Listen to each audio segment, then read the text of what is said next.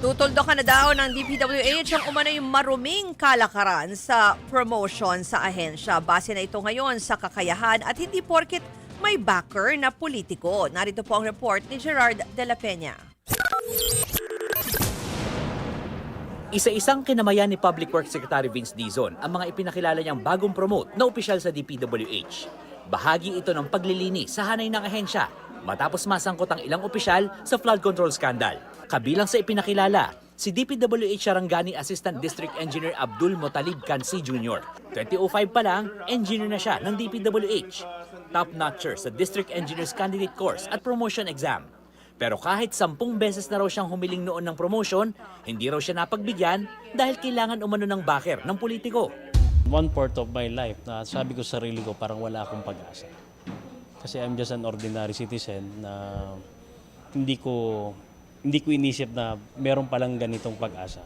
Ang hinahanap pa rin sa akin is kailangan mo ng recommendation coming from the politician.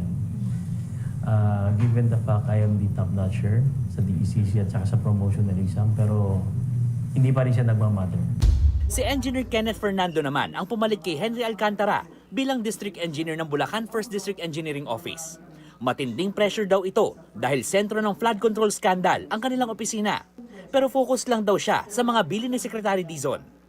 It's an opportunity na mag-reset na lahat ng mga hindi nagagawa dati gawin na ngayon.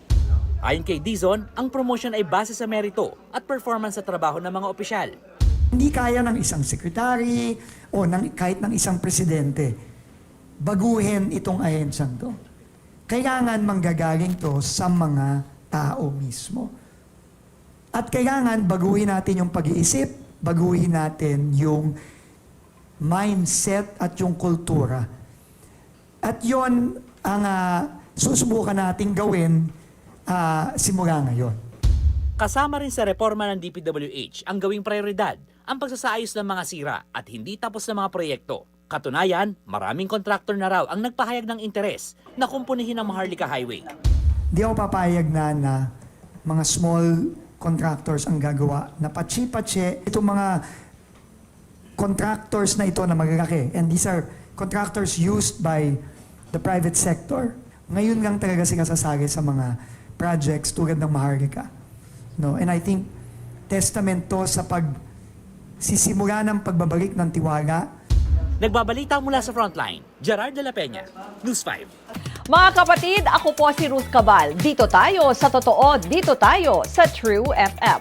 Mag-follow at mag-subscribe din po kayo sa aming social media accounts at True Network PH. Diyan po yan sa aming X na dating Twitter, sa FB, sa Instagram, sa YouTube, sa TikTok at sa mga podcasts. At syempre, tutok din po kayo sa Signal True TV Channel 19.